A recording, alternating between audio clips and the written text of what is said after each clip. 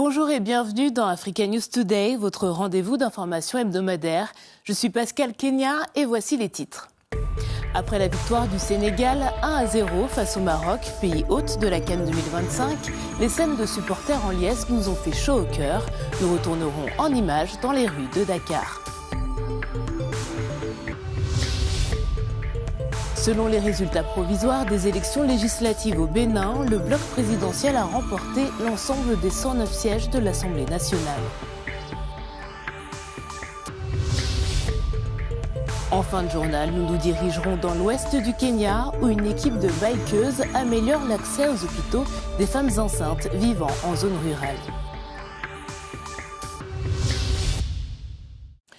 À peine remise de ses émotions, l'équipe de football sénégalaise est sur le point de rentrer au pays ce lundi soir. Un retour triomphant après un match plein de rebondissements qui a tenu les supporters des Lions de la Teranga en haleine avant de pouvoir faire exploser leur joie.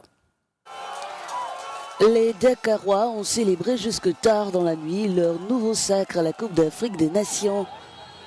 Au terme d'une rencontre interminable marquée par plusieurs décisions arbitrales controversées.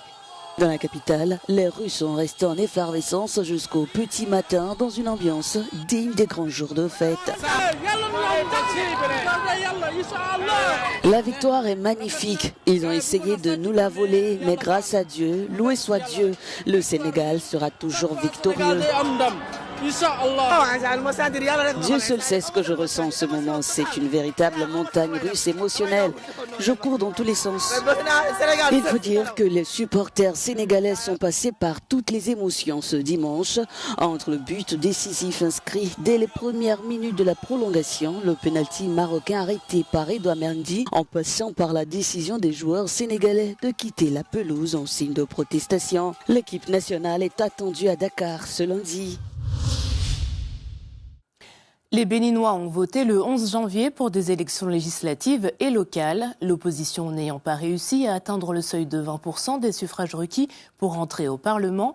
Ce sont deux partis politiques de la mouvance présidentielle qui ont obtenu les 109 sièges. Au Bénin, les élections législatives du 11 janvier confirment la forte domination des partis soutenant le président Patrice Talon.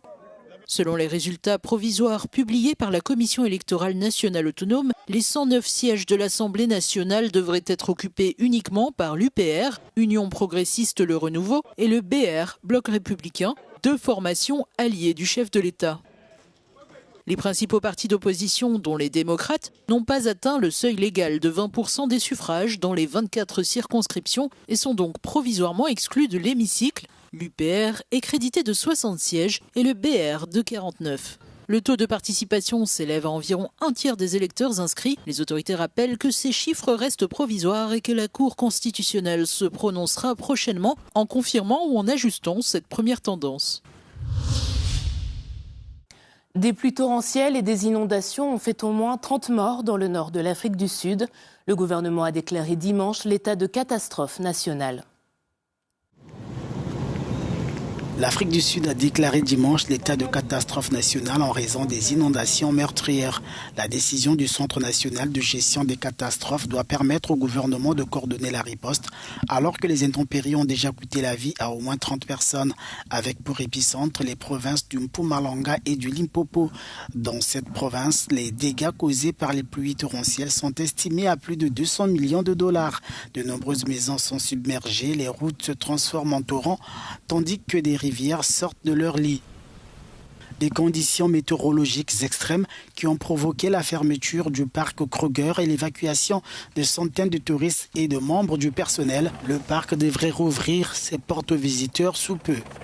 Outre l'Afrique du Sud, le Mozambique et le Zimbabwe sont aussi touchés par les intempéries. Dans ces trois pays, plus de 100 personnes sont mortes depuis les débuts de pluie à la fin de l'année dernière.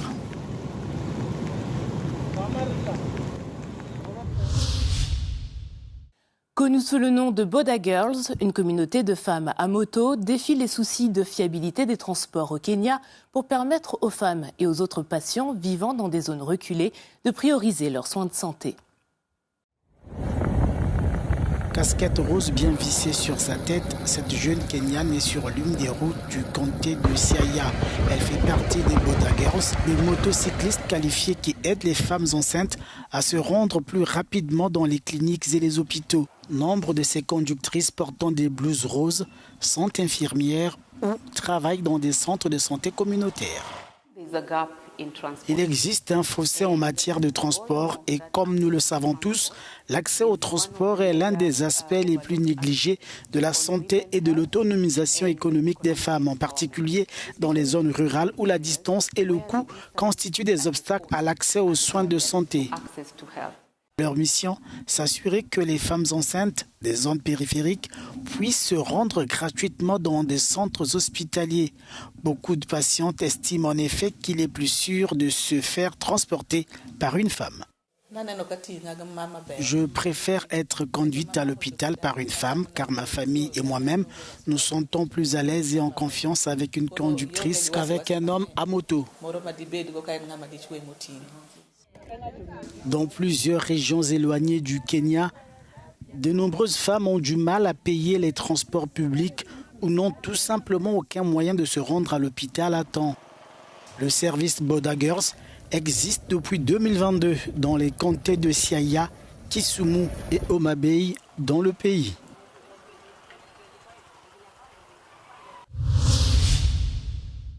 Et comme chaque semaine dans Africa News Today, place à notre agenda de la semaine et ces quelques dates à retenir. Près de 65 chefs d'État et de gouvernement se réunissent toute la semaine dans le village suisse de Davos. La 56e édition du Forum économique mondial est organisée sous le thème de l'esprit du dialogue. De nombreux dirigeants africains seront présents. Le président égyptien Abdel Fattah el-Sisi devrait prononcer un discours spécial mercredi 21 janvier. La nouvelle chef de mission du Fonds monétaire international est attendue au Sénégal entre le 21 et 22 janvier. Mercedes Vera Martin effectuera sa première visite préliminaire accompagnée de son prédécesseur Edouard Gemayel dans le but de rencontrer les autorités sénégalaises. Aucune négociation substantielle n'est prévue pour le moment.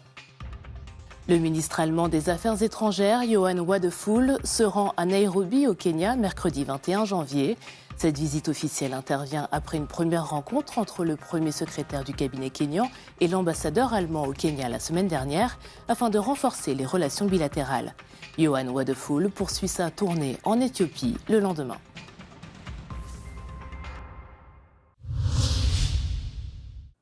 C'est la fin d'Africa News Today. À la semaine prochaine pour une nouvelle édition. Pour plus d'informations, restez sur Africa News et africanews.com.